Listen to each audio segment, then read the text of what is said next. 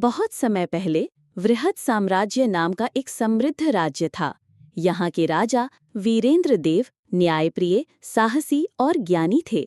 उनका बेटा राजकुमार आरव न केवल युद्ध कला में निपुण था, बल्कि रहस्य और प्राचीन विद्या में भी उसकी गहरी रुचि थी।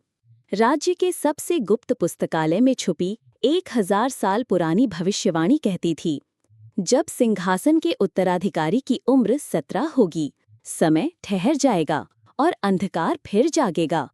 केवल वही जो कालदीप को खोजेगा, समय की जंजीरों को तोड़ेगा।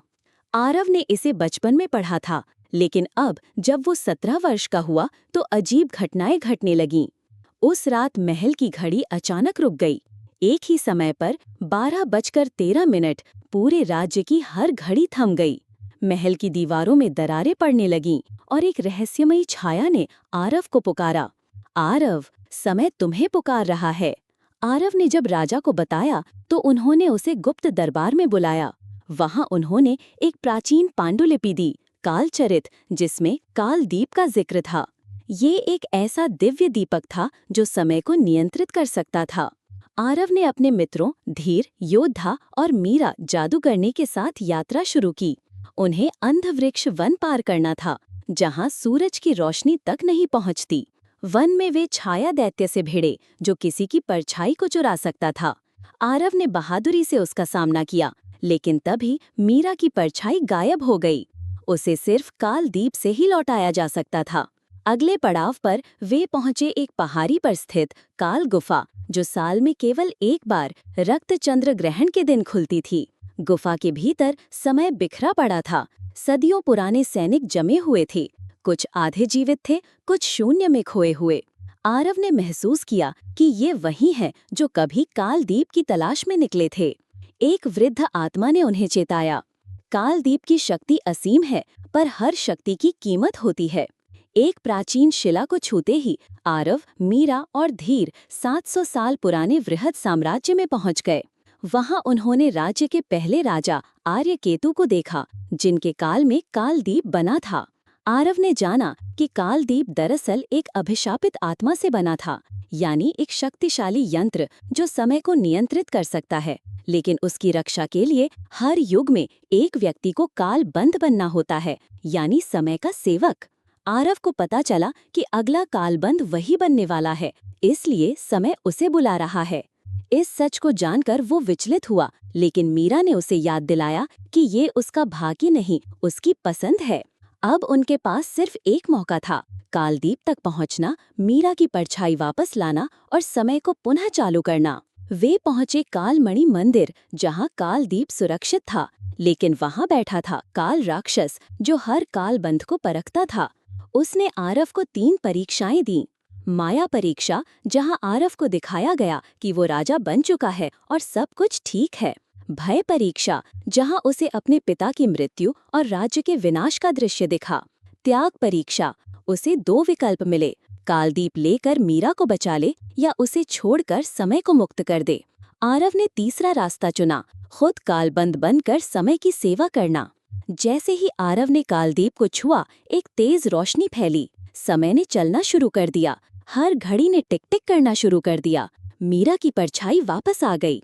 राजा वीरेंद्र को स्वप्न में आरव ने कहा, मैं समय में हूँ और समय मुझ में है। मैं लौटूंगा जब काल फिर रुकेगा। राजकुमार आरव अब एक साधारण मानव नहीं रहा, वो कालबंद बन चुका था, समय के प्रवाह का प्रहरी।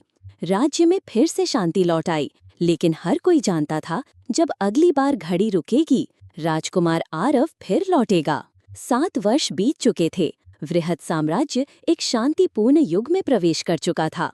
राजा वीरेंद्र देव वृद्ध हो चुके थे और मीरा अब राज्य की मुख्य ज्योतिषी और जादू विद्या की संरक्षिका थी। राज्य में अचानक फिर एक दिन सभी घड़ियां थम गईं, लेकिन इस बार समय सिर्फ रुका नहीं, वो उल्टा चलने लगा। महल के ऊपर एक अजीब चक्र बन गया, अनंत चक्र। जो इसे देखता उसकी यादें गायब होने लगती। लोग भूलने लगे कि वे कौन हैं, कहाँ हैं। मीरा को सपने में आरव की आवाज सुनाई दी, मीरा, अनंत चक्र मुझे भुला देगा, पर मैं लौटूंगा अनंत से पार। मीरा जान गई कि अब उसे ही यात्रा शुरू करनी होगी। वो निकली अपने पुराने मित्र धीर के साथ, जो अब महल का प्रमुख सेनापति बन चुका था। उनका लक्ष्य था अनंत शिखर, जहाँ से अनंत चक्र उत्पन्न हो रहा था। रास्ते में वे पहुंचे एक ऐसे वन में, विस्मृति वन, जहाँ हर पेड़ किसी की स्मृति को कैद कर रखता है। वहाँ उन्हें एक वृक्ष मिला जिसमें आरव की स्मृतियाँ थीं, उसकी आवाज़, उसका स्पर्श, उसकी हंसी।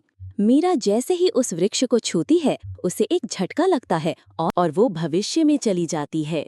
मीरा खुद को 100 साल आगे पाती है, एक अजीब नगर में जहाँ सब कुछ मशीनों से चलता है।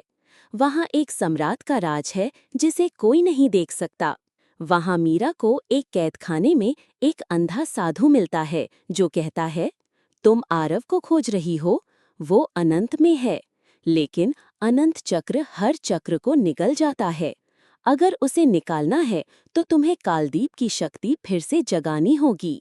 मीरा को पता चलता है कि कालदीप नष्ट हो चुका है, लेकिन उसकी राख, जो अमूल्य है, 3 हिस्सों में छिपाई गई है। कालप्रस्तर पर्वत, जहाँ समय थम जाता है। रक्त झील, एक झील जिसमें हर दर्पण सच्चाई दिखाता है। मृत गुफा, एक गुफा जिसमें कोई भी जीवित नहीं लौटता। मीरा और धीर इन तीनों स्थानों की खतरनाक यात्राओं से गुजरते हैं और अंततः राख के 3 भाग एकत्र करते हैं। वे पहुंचते हैं अनंत द्वार पर, जहां एक रहस्यमयी स्त्री मिलती है, अमाया। अमाया बताती है कि वो समय की पुत्री है और आरव अब अनंत चक्र के केंद्र में फंसा हुआ है, जहां उसका अस्तित्व मिट रहा है।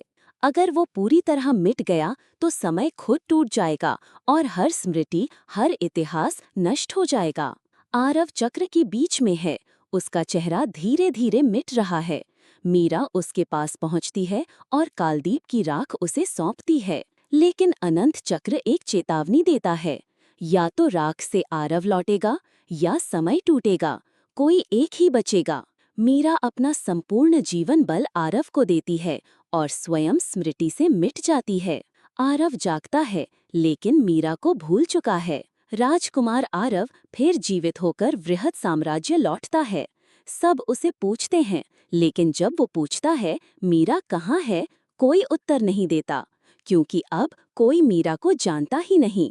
एक दिन एक बूढ़े साधु ने उसे एक पंक्ति सुनाई, जो समय को पार कर प्रेम में विलीन हो, वही अमर हो पर याद न हो। आरव की आंखें भर आईं। कहीं भीतर वो जानता था, किसी ने उसे अनंत से वापस लाया है। आरव ने सिंहासन ठुकरा दिया और समय की सेवा में समर्पित हो गया। अब वो अनंत पथिक कहलाता है, जो हर युग में हर बार समय को बचाने लौटता है।